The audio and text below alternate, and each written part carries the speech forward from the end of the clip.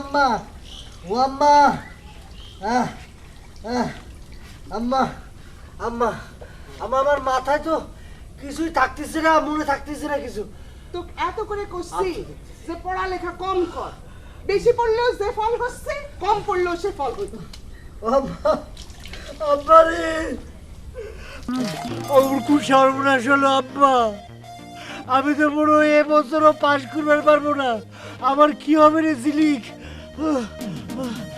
করবে আমাকে ম্যাডাম কয়ে ডাক দিবে।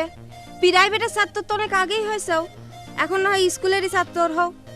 সম্ভব আমি তোমার ম্যাডাম করতে পারবো না। দরকার হলেই পরে আমি অনেক দূরে স্কুলে গিয়ে ভর্তি হব। আব্বা রে, কে এত কষ্ট করবে কয়েছে কিডা? সকলেই তো চাচ্ছে তুমি পড়াশোনা ছেড়ে দাও। কি কোন চাচি, কথাটা ঠিক কইছি নে?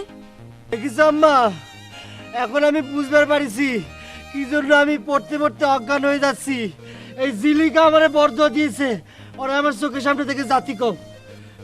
চাচি, আপনার ছোট গাদা কোন আমার বড়দোয়া যখন এতই লাগা শুরু করেছে, তাহলে আবার এত বেশি করে পড়াশোনা আরম্ভ না করতে, তাহলে পাগলও হয়ে যাবে এবারে।